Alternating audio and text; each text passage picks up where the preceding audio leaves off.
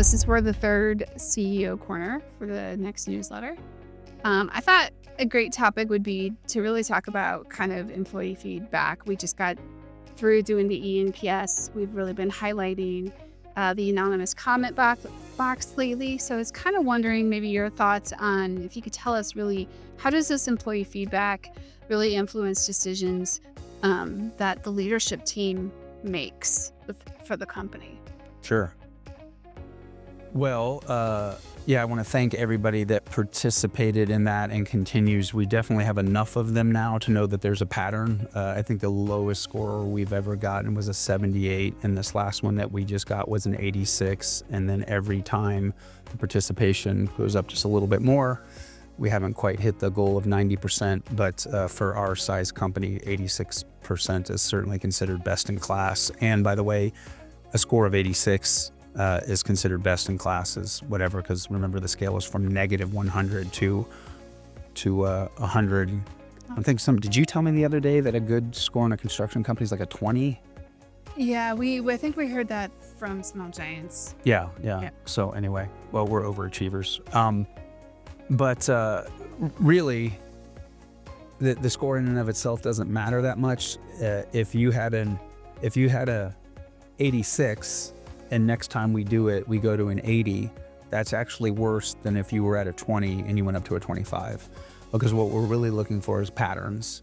Are we doing better such that our people are happier, or are we doing the same and people are like, it's the status quo, or God forbid, are we getting worse? And part of the problem with doing really well is you get to the point that there's only one way to go, right? Yeah. So it's hard, particularly with the amount of growth that we have, and our culture is very strong, which is indicated by the scores and the comments that are made. But the bigger we get, the smaller we have to behave. But the bigger you get, the harder it is to behave like you're small. So I don't want to pretend I don't pay attention to the score. I do. But really, where the meat and potatoes is what people write. And there is a ton of effort that's been put in to the comments that people write, including and mostly the ones that are constructive. I won't use the word negative. And people are very open to telling us where we're falling down and where we could get better, or where we say, this is our culture and this is what we do, but then we don't behave that way. And I take that very seriously. I take it more seriously than I take money stuff. What I would encourage people to continue to do is, if you're not happy about something, and there are certainly lots of people that have done this, you have to be specific. There's one that I can, there were several that were constructive, and there was 3 or 4 that were very prescriptive about the things and what we could do to make it better and what we said that we're not doing. And we can do something about that. I don't see my supervisor acting in a way that lines up with what we say, or, I was told this was going to happen and I see it happening, but it's not happening fast enough. And what that allows us to do, particularly when you see it in patterns, is tell you, okay, we think we're doing a good job here, or more often than not, we think we're doing a good job explaining why, Right. and we're clearly not. Right. And that's where I think it has the most amount of power, is knowing that, and Michelle, you and I have had this conversation many times, because every time we talk about something, I'm like, do we tell the why? Do we say the why? Do we say it 100 times? Is that you can't expect people to get behind something or be understanding about something that's uncomfortable if they don't understand why we're doing it. And we continue to struggle as a company. And one of the things that Juan Carlos is working on for me is this prioritization and methods around how we communicate, because we live in this world of the constant bombardment of LinkedIn, and it popped up on the phone and the Instagram and the, in the email and the text message or whatever. So you're just bombarded with it all day long. So how do we get our message through? Right. Well, we've got Bamboo. Well, yeah, but Bamboo's got other stuff in it, and you got hit from 7 different directions. So one of the things that becomes super challenging and continues to be an issue that we see in the EPN results is better communication. I think the mistake that I made in my mind was better communication just means say it more often in multiple places.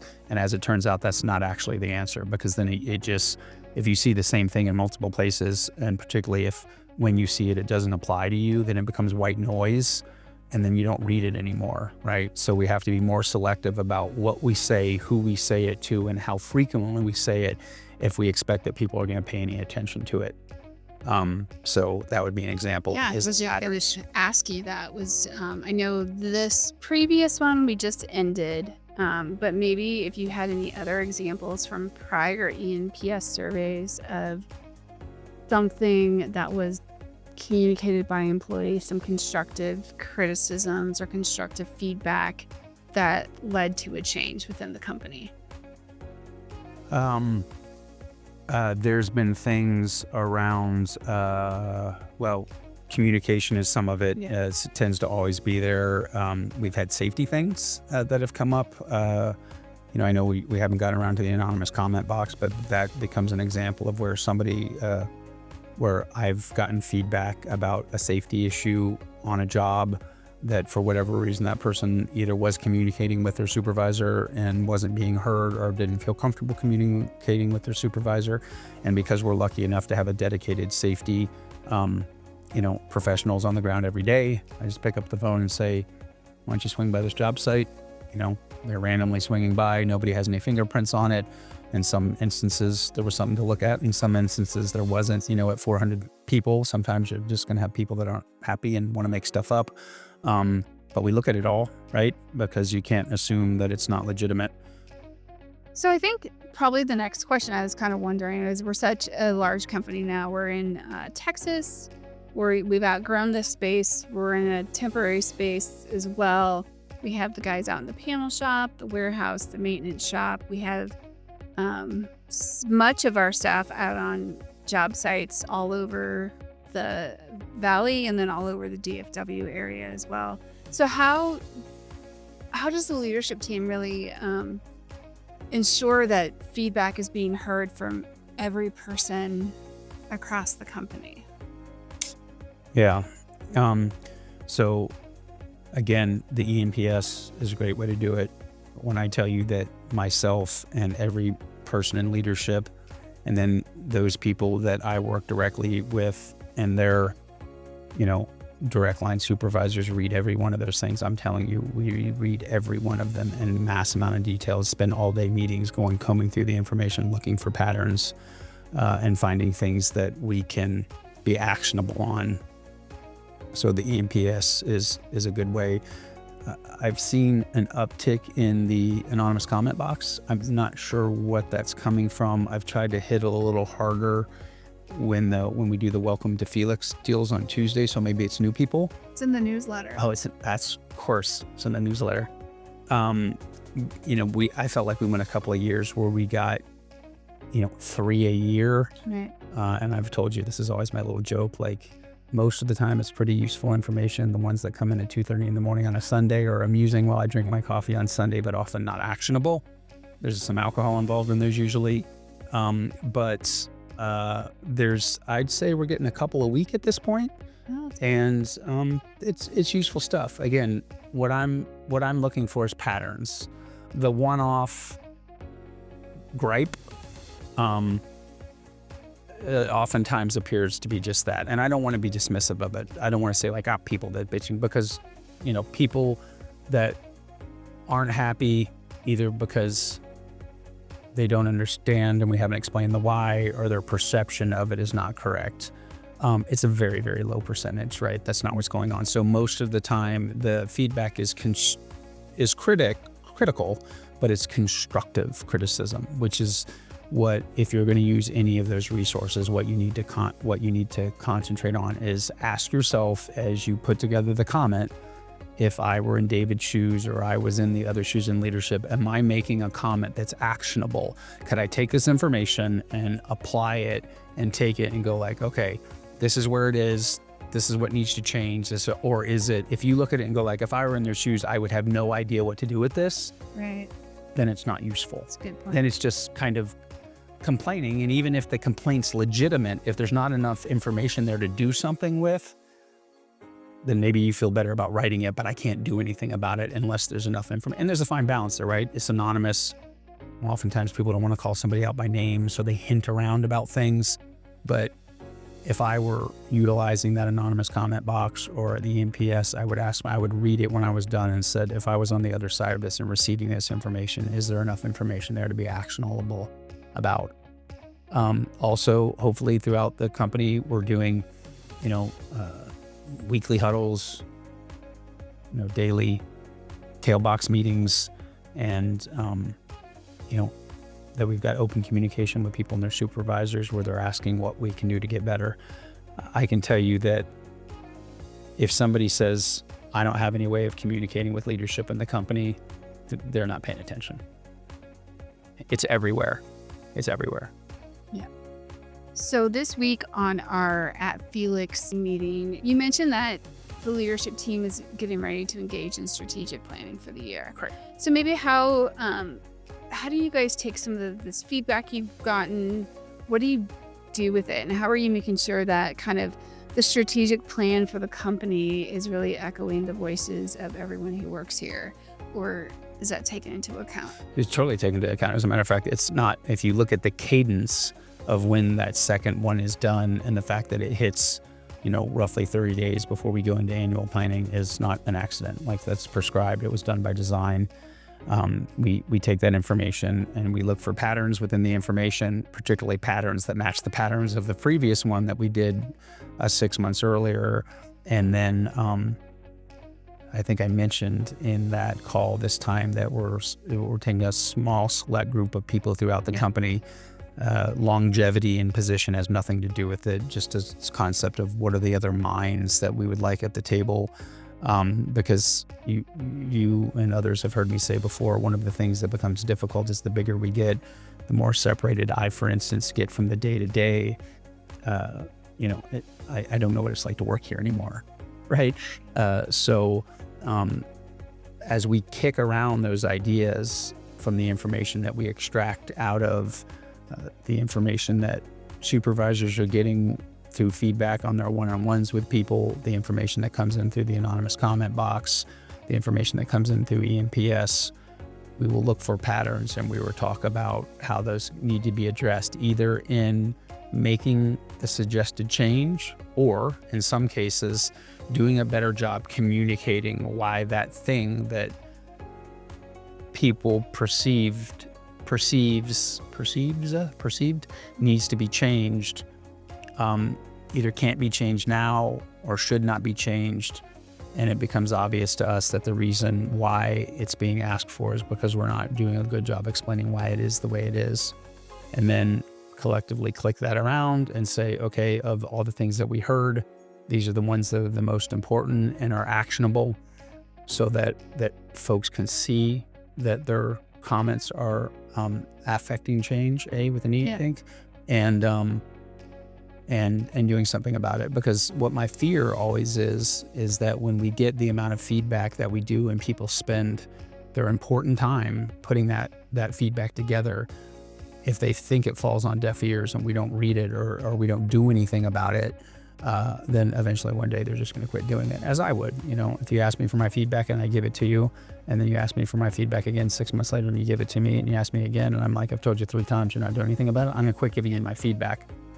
But again, I do want to say, just because we get the feedback doesn't necessarily mean the change will happen. There will be instances where we say we continue to see this feedback and it's becoming obvious to us that we're not explaining to you why it has to be that way right now, or for whatever the case is. So it either invokes a start of change, a shifting of a reorganization of our priorities, or a concentration on additional communication around whatever that subject matter is. So that actually kind of leads into my next question for you was, what would you say to employees who feel like their feedback isn't leading to visible change? Continue to say it. You being in the marketing department know that you have to say it and say it and say it and say it and say it. And we get frustrated sometimes because we'll be like, it's in the newsletter and we said it at the all hands and we talked about it, whatever. And then, so we're no different, right? Got a lot of stuff flying at us, and we had 400 people give us their comments on stuff. It's a lot to read. So continue to say it, because again, I think the thing that you have to realize is what we're looking for is patterns that rise up that you see amongst multiple people over different divisions of the company over and over again. That's the definition of a pattern. So I would say, you can't expect just because you say it that you're going to come into work on Monday and whatever, with the exception of things like safety, or if somebody's got some sort of bad behavior, pretty easy to jump on that pretty quickly, provided that we can connect the dots. But sort of global, we need more standard operating procedures. Yep.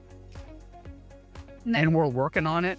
And it is not a light switch. If you could spend $1 million to go buy a box of standing operating procedures and put them into an act on Monday, I'd go spend $1 million. Right. Unfortunately, it's not that easy. So some of the stuff that we want changed, we are working on. It's just harder and takes longer than people think, particularly if you're going to do it correctly. Yep. So my last question is kind of just an easy one for you to answer, is just what forms of communication are most effective for employees to share their ideas or concerns that could impact the company direction? Communicating with your supervisor during your one-on-one, right? Because even in a text format, anonymous comment box, EMPS or whatever, most people aren't writing a War and Peace novel, right? Text doesn't have the benefit of body language and emotion, and doesn't have the opportunity to clarify the question, right? Right. And similar to myself and other people in leadership looking at patterns, if your supervisor, whether you're in the office or in the field, continues to hear from people that there's this thing that is not better, that's better over there, that isn't living up to our core values, they're going to get sick of hearing it. They're going to be embarrassed by hearing it, and they're going to say something to somebody that can do something about it. If I hear it coming up this way, and I see it in the NPS, and I see it in the anonymous comment box, like sometimes it has to be noisy, right? Yeah. Sometimes it has to be the squeakiest wheel. The big thing is I would just say, continue to voice your concern about something, and please be prescriptive enough in your constructive criticism to make it actionable. More money, more PTO is I cannot do anything about that. Right. Yeah. Have you been here for 20 years and we think a 20-year employee doesn't get enough PTO based upon being here 20 years? Or have you been here for 5 minutes and think that walking in the door you should have 6 months, 3 months of vacation? Like, I just can't tell you enough saying more money and more PTO is a useless comment. The workforce is has a high concentration on this. We're being hunted constantly. It would appear that our competition is paying more attention to this. We say that we care, but here's things that we're doing that from our perspective do not demonstrate cares. We can do something about that. So please put the glasses on of what I just write there, what I just said there, the feedback that I just got there, that if I were on the other side of this, I wouldn't have to read between the lines to try to understand, I'm not smart enough to, play detective. Right. I just need to know what the problems are. And you can do that and still remain anonymous and do it constructively. I know you can. I know everybody can here. People wouldn't be here if they weren't smart. Any final thoughts on overall communication and decision making and why employee feedback matters? Yes, even the feedback about communication is one of the things that's currently being worked on. So we last NPS got a comment about, there's too much communication and it's all over the map. So right now, Juan Carlos is working on a special project for me about, is Bamboo the way to do it? Is that not the right tool? Should it be texting? And if so, should everybody in the company get the same text, or are there certain rules? And should there be a maximum number of times that somebody gets reached out to in a given month, so it just doesn't become white noise? Right. We continue to get that feedback about that being part of the problem around communication. Again, where I made the mistake is people saying we're not communicating. Well, God damn it, we'll just say it every place imaginable and we'll say it 18 times. Well, now we've created white noise. Now when something's actually a problem, it's a little bit like the boy who cried wolf. Like, oh, you told me our health insurance is changing in the 47 emails that you sent me to my work email and my whatever. We're trying, but it was not, it's either effective or it's not, right? But again, it's an example where it's not a light switch. So I've been working with Juan Carlos. Hey, we got to go figure this out. Go talk to other construction companies, look at other platforms, seeing what other smart companies are doing. And we're doing the research and we're figuring out how that'll work. And then when we go to implement that, whatever that recommended change ends up being, it'll be another change that right now there's a lot of noise and dissatisfaction around the quantity of change. So then there will be certain people that will look at that and go like, oh goodness, thank God we're now doing something about cleaning up communication. And then there will people be like, oh, something new. Right. So there's always both sides of it. And part of what's difficult in leadership position is deciding, it's there's an Abraham Lincoln quote, you can make, some of the people happy all the time and all the people happy some of the time, but you can never make all the people happy all the time. That's a lot of what this is, right? And as 100 became 200 and 200 became 300 and 300 has now become 404 as we sit here today, all the people happy all the time becomes harder and harder to do. But I can tell you, we're trying like hell to make all the people happy all the time. You just got to be realistic about it's humans. They have different opinions. But again, patterns. Yeah. If multiple people are saying the same thing repeatedly, you can't ignore that. Yeah. So say it loud, say it repeatedly, talk to your coworkers to make sure. Maybe you're off in left field. Maybe you think something's a problem and you go talk to 2 or 3 of your peers and they're like, hey, I think you're looking at this wrong, right? It's a possibility. There's things that I think are not right. And then when I pay a little more attention, I'm like, I think maybe I'm screwed up here. But if it turns out when you talk to your peers and your other coworkers that they have the same gripe, then say, hey, leadership is asking for feedback on this. You need to tell them. You need to get behind it. And you can either walk up to my office and knock on the door and come in and tell me personally, which I realize is probably an unrealistic expectation. I wish more people would, but it's probably not realistic. So we give people the avenues to do it anonymously if they want to. But if we don't know it's a problem, we can't do anything to fix it. Awesome. Well, thank you again for taking the time to sit here with us and talk through another topic. I just wanted to maybe throw a shout out there if anyone has any topics they'd like you to address, to please either reach out to David or myself, Alejandra, with topic ideas that they'd like to see David talk about.